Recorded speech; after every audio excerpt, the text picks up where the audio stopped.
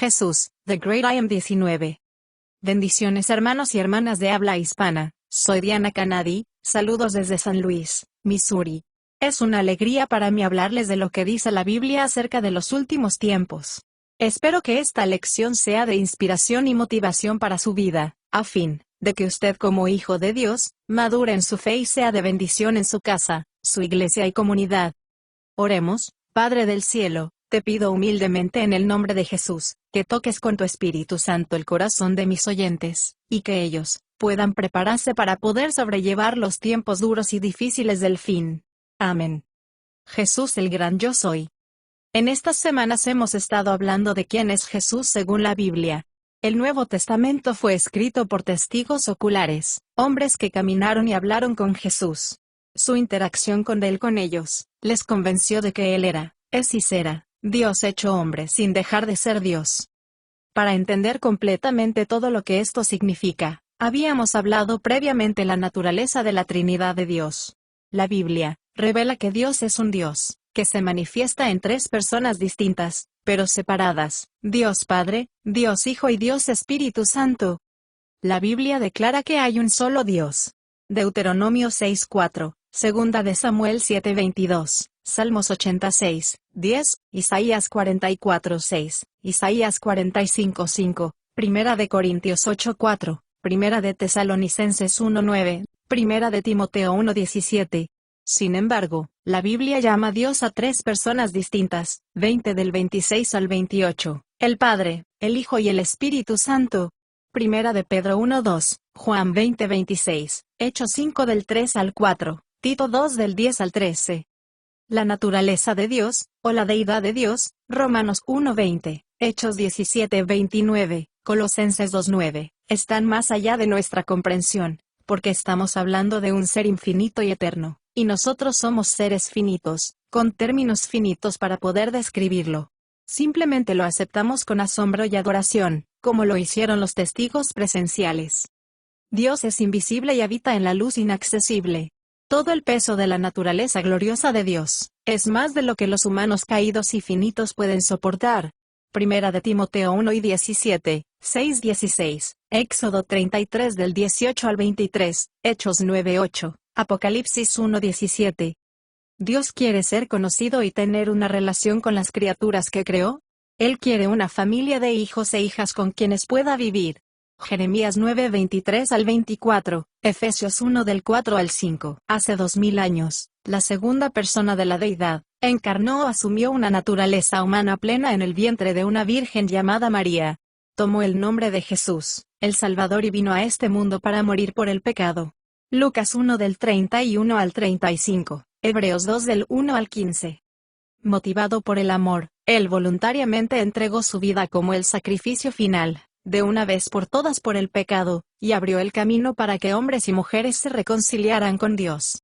Juan 1:12, Juan 10 del 15 al 17, Primera de Juan 3:16, Romanos 5 del 6 al 8, Primera de Juan 4 del 9 al 10.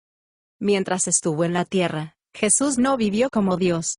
Ocultó su deidad, dejó de lado sus derechos y privilegios como Dios, hizo todas las cosas como un ser humano.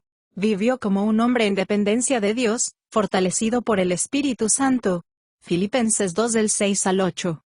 Las personas, a veces, sacan conclusiones equivocadas acerca de quién es Jesús, porque no distinguen los versículos de la Biblia, que se refieren a la humanidad de Jesús, y los que se refieren a su deidad.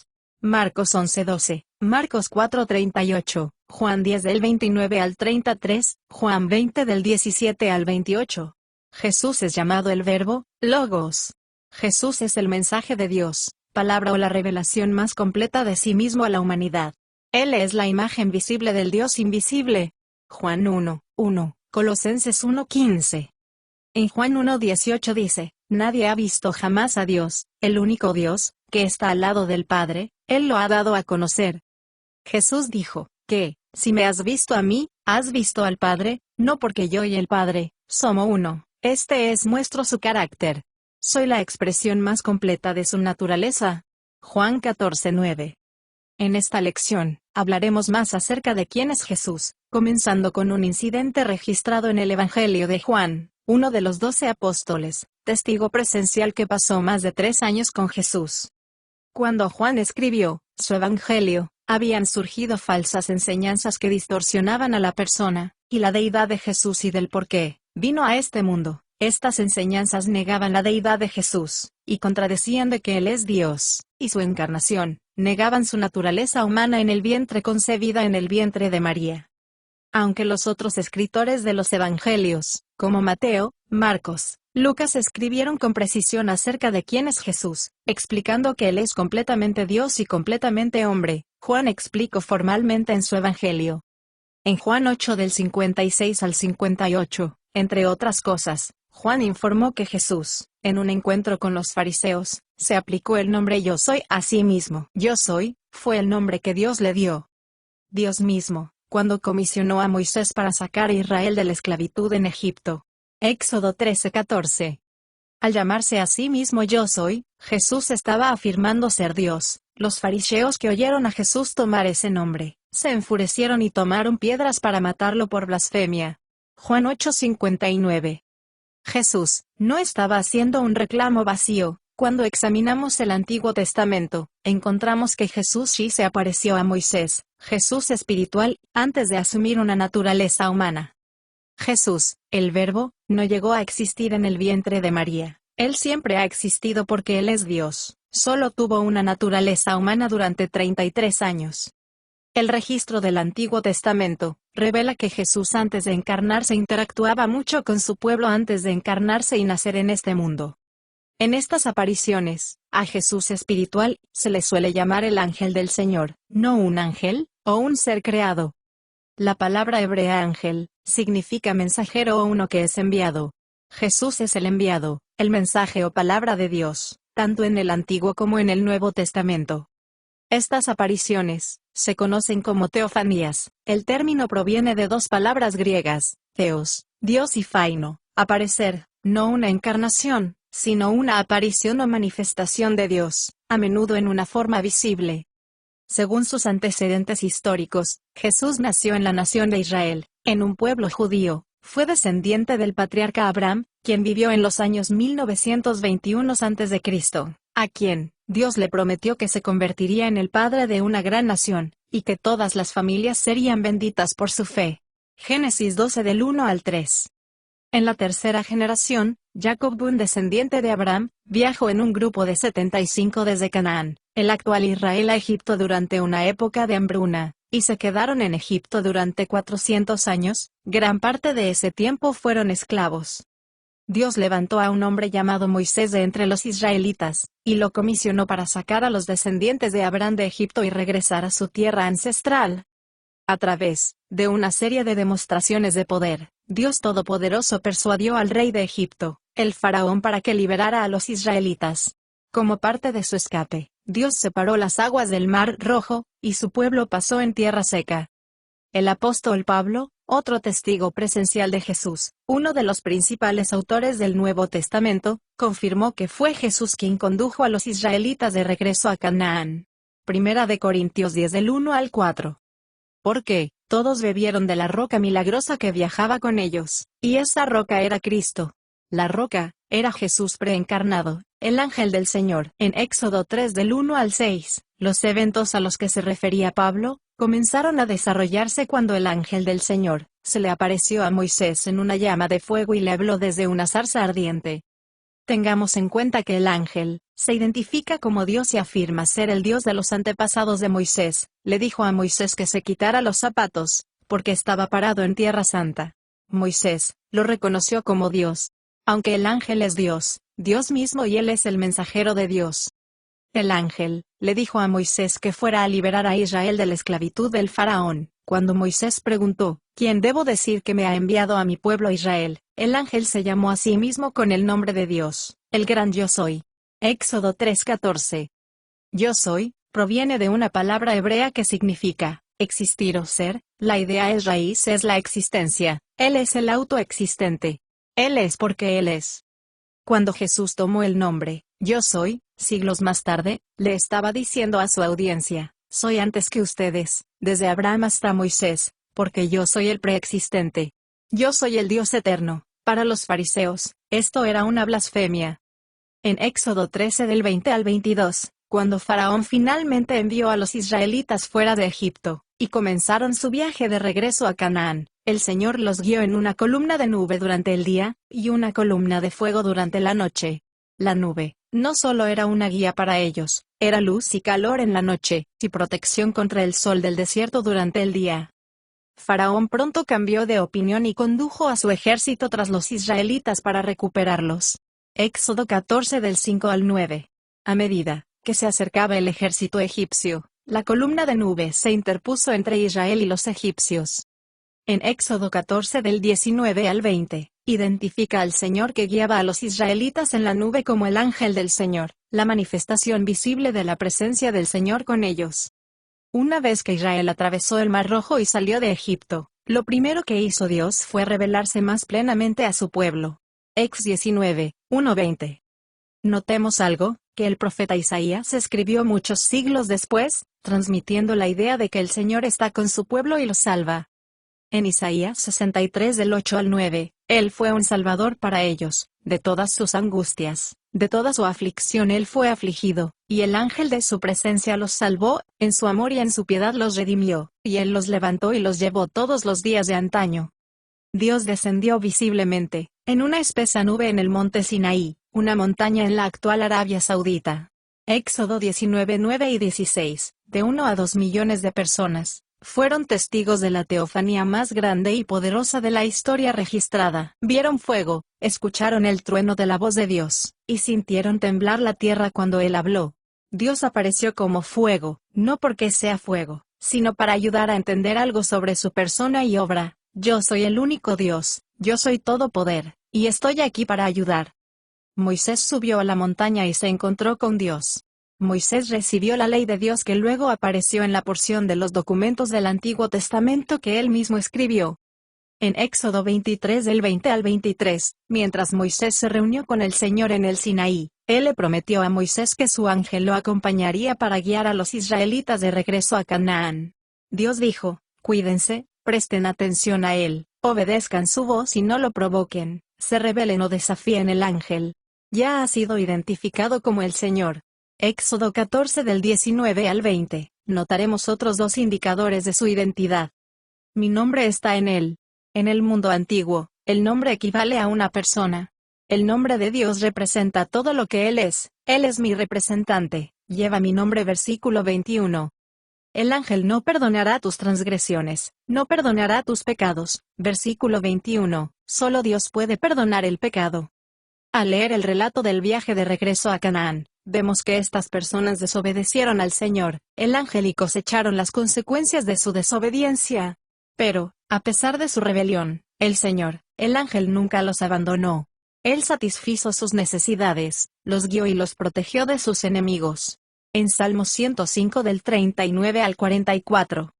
Israel permaneció en Sinaí, durante más de un año mientras se preparaban para el viaje de regreso a Canaán. En ese tiempo, según las instrucciones de Dios, construyeron un tabernáculo, lugar de vivienda. Quiero que el pueblo de Israel me construya una residencia sagrada donde pueda vivir entre ellos. Éxodo 25:8. Mientras esto estaba en proceso, Moisés instaló una tienda fuera del campamento para consultar con el Señor. Cada vez que Moisés entraba en la tienda, la columna de nube descendía y se cernía en la entrada, mientras el Señor hablaba con Moisés, como habla un hombre con un amigo. Éxodo 33:7. En un momento, Moisés le preguntó al Señor, ¿a quién me hiciste en este viaje? El Señor respondió, mi presencia irá contigo. La idea en el idioma original es, yo personalmente iré contigo, Moisés. Te daré descanso, todo estará bien. La Biblia es 50% historia. Fue escrito por personas reales que, bajo la inspiración del Espíritu Santo, registraron lo que vieron y escucharon mientras Dios desarrollaba aspectos de su plan de redención en su generación. Todos estos eventos se ambientan en parte de la conciencia nacional de Israel. La última frase, los llevó todos los días de la antigüedad indica que el Señor, el ángel del Señor, Jesús preencarnado, estuvo con ellos desde el comienzo de su historia nacional. El día de la resurrección, cuando Jesús se apareció por primera vez a sus apóstoles originales, recorrió las Escrituras, señalando cómo cumplió todo lo que estaba escrito acerca de él. Lucas 24 del 44 al 47, pudo decir: ese fui yo quien le habló a Moisés en la zarza ardiente, yo quien condujo a Israel fuera de Egipto y de regreso a Canaán, yo quien me reuní con Moisés en el monte Sinaí. En Hechos 7, Esteban, el hombre que se convirtió en la primera persona martirizada por su fe en Jesús, fue acusado de blasfemar contra Moisés. Esteban fue llevado ante el Sanedrín, un tribunal religioso, y el sumo sacerdote le preguntó si los cargos eran ciertos. Como parte de su testimonio, Esteban relató la historia de Moisés, lo usó como una oportunidad para proclamar que Moisés profetizó sobre la venida del Mesías, Jesús.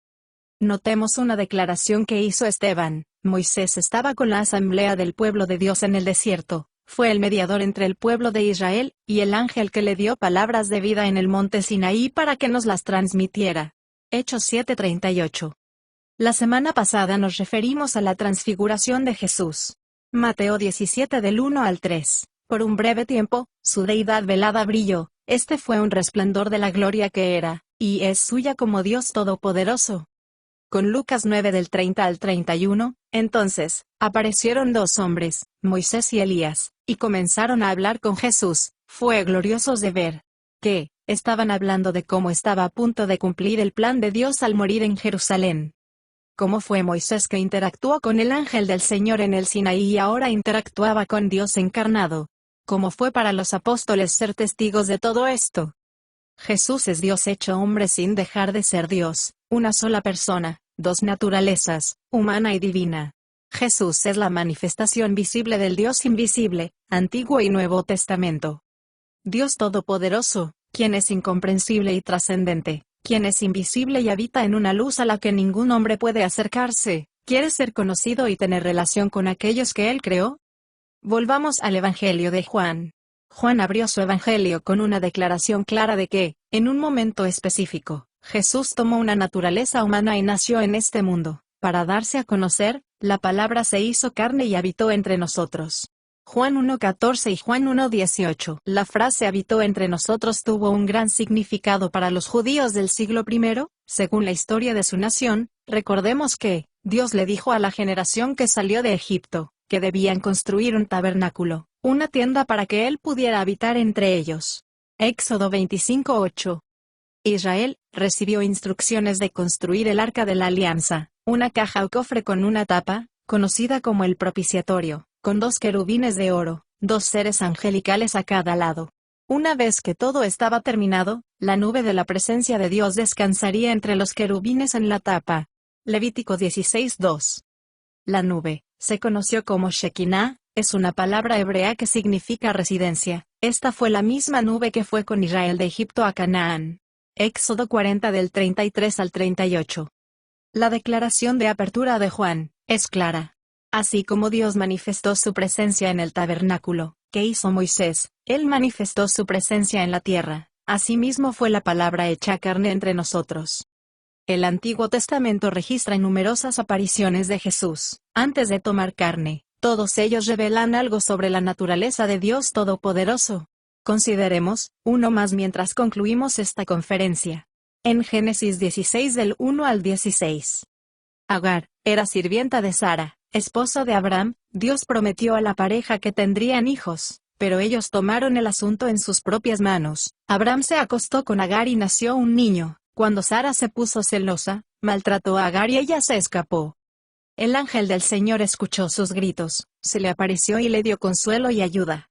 A partir de ese momento, Agar se refirió al Señor, que le había hablado, como el Dios que me ve. He visto al que me ve. Génesis 16:13. Dios quiere ser conocido y tener una relación con nosotros. Conozcámoslo más plenamente a través de la fuente de información más confiable que tenemos acerca de Él. En la palabra escrita de Dios, se revela la palabra viva. Mucho más la semana que viene. Bendiciones. Diana.